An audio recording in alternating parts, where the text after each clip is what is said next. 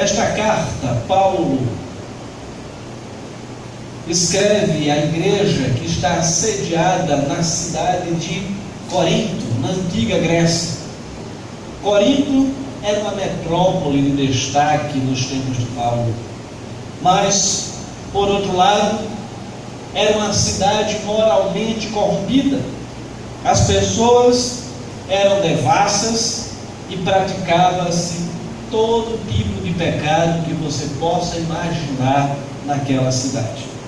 Inclusive, sendo ela uma cidade portuária, é uma cidade que vinham pessoas ali de todos os locais do mundo conhecido da época, e em especial na região do Porto, como acontece em todas as grandes cidades, que as cidades que têm portos de grande porte, acaba tendo também uma grande concentração de prostituição.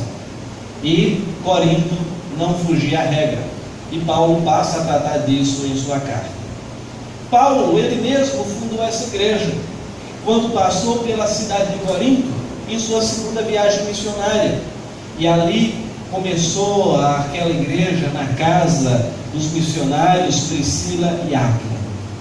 E essa igreja era frequentada por alguns judeus, mas a maioria dos membros daquela igreja era formada por pessoas que se converteram do paganismo, desses atos pecaminosos que eram praticados pela população de Corinto, e ainda estavam num processo de libertação dessas práticas pagãs. Havia uma grande influência ainda das práticas mundanas naquela igreja. A igreja estava crescendo, mas havia sérios problemas.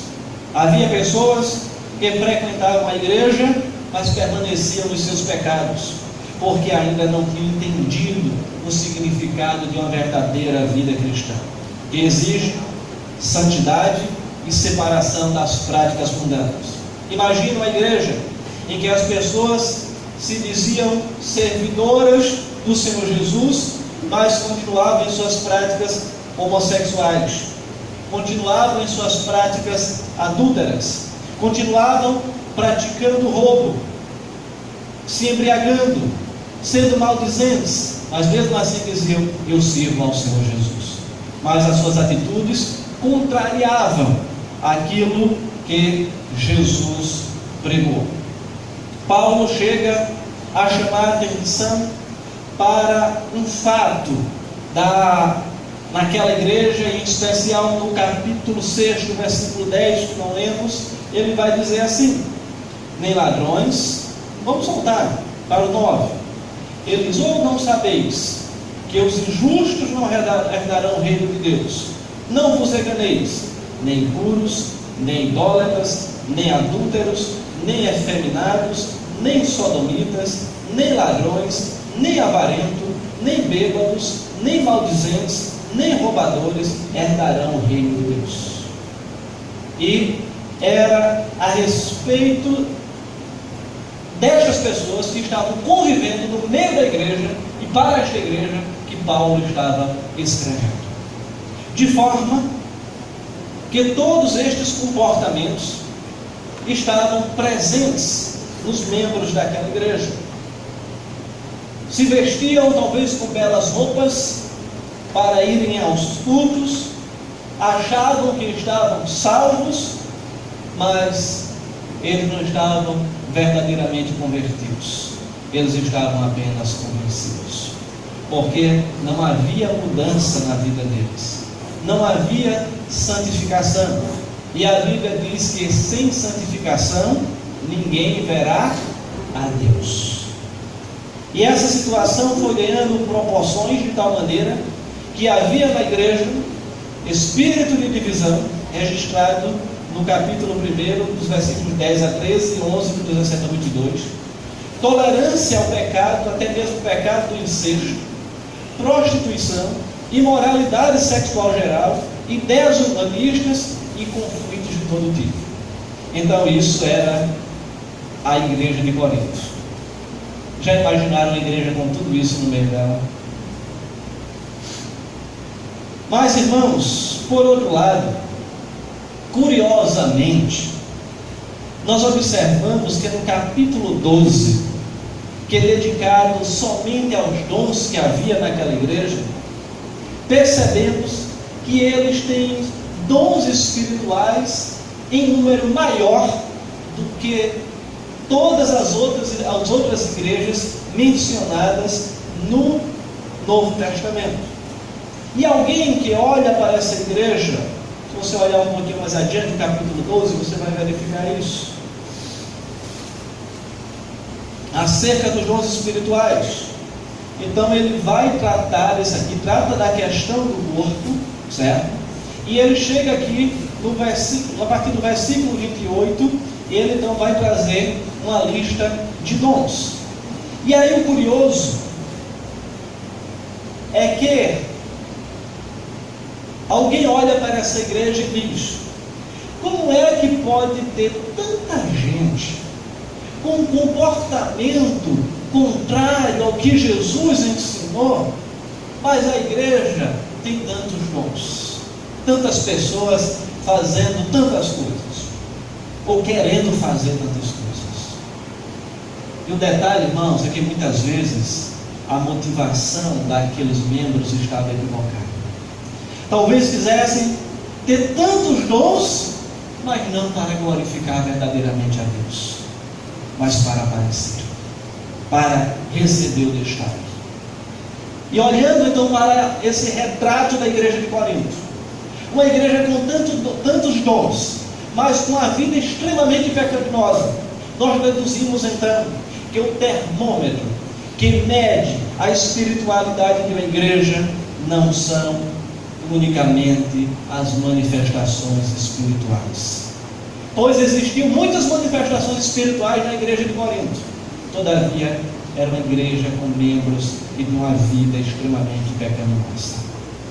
Jesus mesmo, escrevendo, ou melhor, pregando em Mateus, registrando no seu evangelho, no capítulo 7, versículo 22, diz: muitos me dirão naquele dia: Senhor, Senhor, não profetizamos nós em teu nome?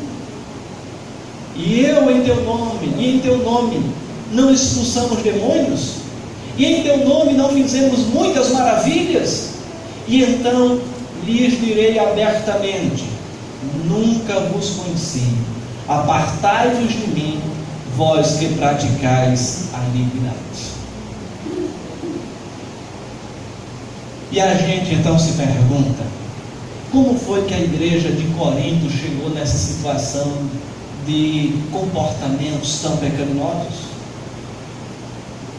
A igreja de Corinto, ela chegou nesse estado, não foi do dia para a noite. Ninguém dorme santo e acorda no outro dia com a prática de pecados absurdos, mas é um processo. A igreja, como qualquer um de nós, vai se permitindo ao pecado, vai se abrindo ao pecado. O sentimento de repúdio ao pecado, ele vai diminuindo. E quando percebe, você está dominado pelo pecado e não sente mais tristeza por ter cometido aquele pecado, e muito menos arrependimento. E era isso que estava acontecendo na igreja de Corinto. E para que isto não aconteça também comigo e com você, vamos traçar alguns diagnósticos da igreja de Corinto que foram a causa dela ter chegado àquele estado. Primeiro, a igreja ela não tinha um discernimento de falsos pregadores. Aquela igreja ela não estava atenta ao verdadeiro ensino de Jesus Cristo. Vejam só então o que esses falsos pregadores estavam falando. Todas as coisas nos são permitidas, tudo nos é lícito, não há proibição de nada, faça o que quiser, não se reprima, somos livres. Como é que eu vou saber que era isso que eles estavam dizendo? Justamente porque Paulo diz aqui no versículo 12: todas as coisas me são lícitas, mas nem todas convêm. Todas as coisas me são lícitas, mas não me deixarei dominar por nenhuma delas. Ou seja, me são lícitas no sentido de que eu posso fazer. Eu tenho essa liberdade de fazer por mim mesmo, mas eu sou limitado pela palavra de Deus. O que eles pregavam, parafraseando, poderíamos dizer que simplesmente era: você pode ser um crente e continuar no pecado, pois faz parte da sua natureza. Portanto, peque. Você não pode perder a salvação porque está pecando. E essa é uma seita chamada gnosticismo, que tratava desses ensinos que diziam que o que vale para Deus é o espírito, é a alma. O que você fizer com o seu corpo não vale de nada, que não vai interferir em nada na sua relação com Deus. E este pensamento estava se proliferando na igreja de Corinto.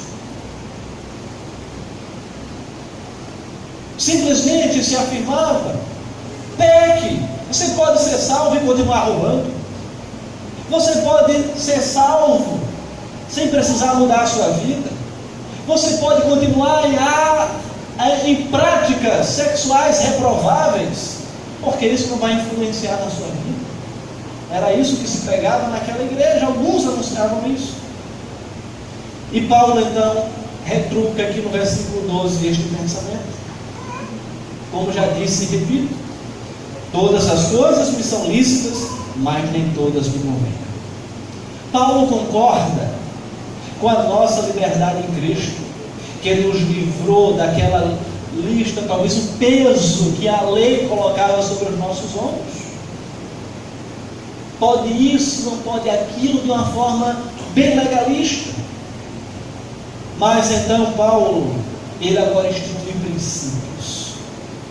E ele passa então a dizer que o corpo não é para a prostituição, mas para a santificação. Vocês, Paulo em outras palavras está dizendo para aquela igreja, vocês não entenderam nada do Evangelho. Vocês não estão discernindo o que é, ou o que foi que Cristo anunciou, para que vocês possam estar dando ouvido a esses falsos profetas. E um dos sinais mais importantes para aferir então se as pessoas que pregam o verdadeiro evangelho, que pregam é um verdadeiro evangelho ou não, é pelos frutos de sua mensagem. Se o fruto desafia as pessoas a mudarem de vida, ou se o fruto da mensagem simplesmente promete aquilo que a Bíblia não diz. Geralmente um falso profeta promete uma ausência de problemas na vida cristã, promete a prosperidade financeira fantasiosa, ensina ao seu auditório técnicas para se relacionar com Deus e até mesmo barganhar com Deus, dizendo: olhe, você tem que doar tanto para Deus, para poder Deus te abençoar. Isso é familiar? Já ouviram alguém dizendo isso por aí? De forma, irmãos, que aquela igreja ela estava sendo iludida e enganada por falsos profetas, e isso estava levando-a à sua derrota espiritual. Em segundo lugar, o que leva a igreja ao estado no qual a igreja de Corinto estava, é que ela só aceitava uma palavra que lhe fosse agradável aos ouvidos. Você já se deparou com alguém que ela só quer ouvir o que lhe agrada?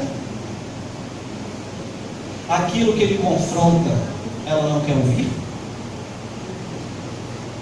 E a igreja de Corinto tinha esse comportamento, essa atitude. Tão diferente da igreja de Jerusalém, onde os cristãos tinham o verdadeiro temor da palavra, Quando a gente lê o livro de Atos dos Apóstolos, destacam-se os atributos da igreja verdadeira, de uma igreja fiel, quando diz que ali havia temor e eles perseveravam na doutrina dos apóstolos. A palavra do apóstolo era temida e respeitada. Não era questionada como alguns faziam ali em Corinto, inclusive contestando a autoridade apostólica de Paulo. Ninguém falava do apóstolo Paulo às escondidas ou por trás, como se fala popularmente, porque o Espírito Santo traria um determinado juízo sobre aquele povo, aqueles, haja visto o exemplo da mentira de Ananias e Safira, que caíram mortos porque mentiram ao Espírito Santo. E as pessoas, na atualidade,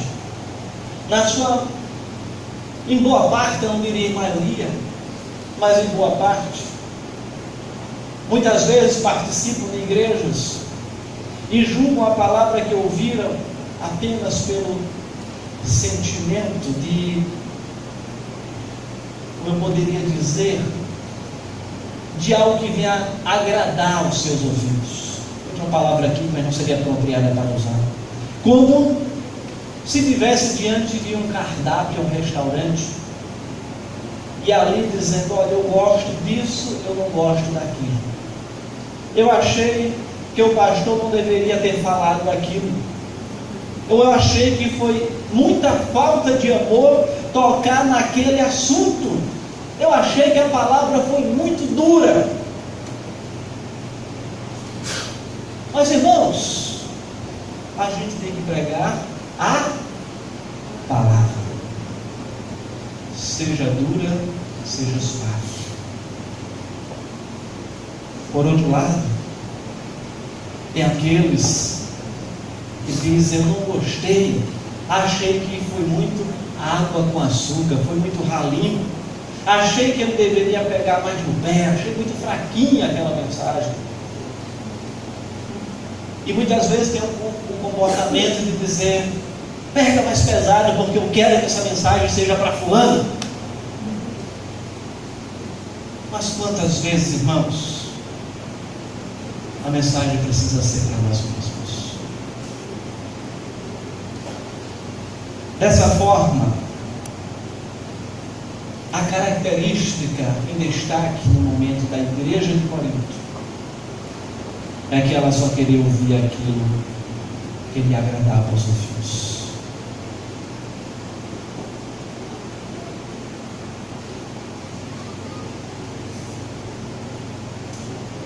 Olhando ainda para a igreja presente, a igreja odierna, ou seja, dos nossos tempos,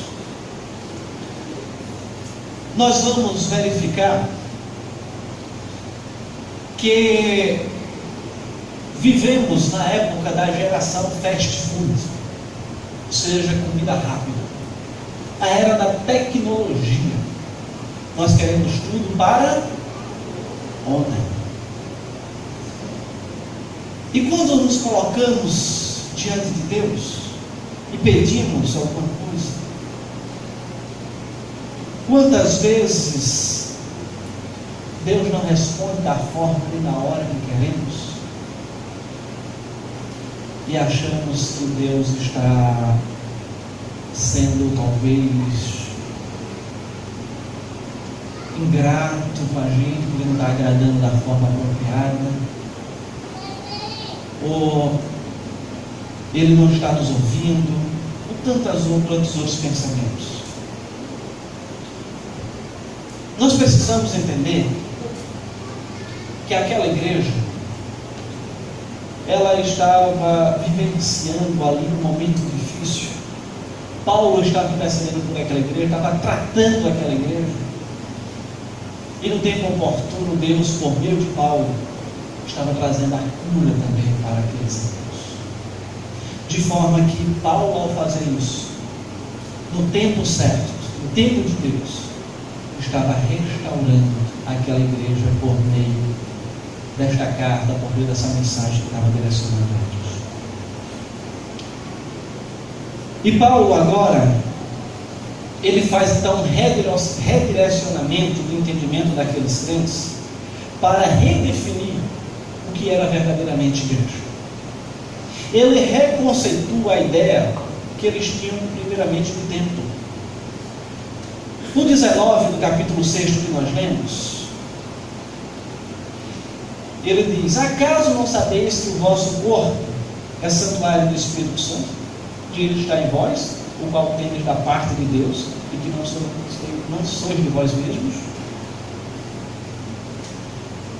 Como no Antigo Testamento havia uma concentração de adoração com exclusividade no templo, por ter ainda judeus fazendo parte daquela igreja, e não ter um conhecimento apropriado do que Cristo tinha ensinado ainda, havia ainda uma limitação do conceito de templo. E Paulo agora, ele vem esclarecer isso. E Paulo ele vai dizer que o templo agora é o quê? O nosso corpo. Mas por que o nosso corpo ele é o templo? Porque após a conversão habita o que no nosso coração? O Espírito Santo. E Paulo vai então nos dizer, se eu voltar aqui um pouquinho o texto, o 15 mesmo, ele vai dizer: não sabeis que os vossos corpos são membros de Cristo? E eu porventura tornaria os membros de Cristo, tomaria os membros de Cristo e os faria membros de meretriz? Absolutamente não. Em outras palavras, ele está dizendo: o que você está fazendo com o seu corpo? O corpo é morada do Espírito Santo. Você tem cuidado dele de forma apropriada? Aquela igreja, o que era que eles estavam fazendo com o corpo? Usando para prostituição. E tantas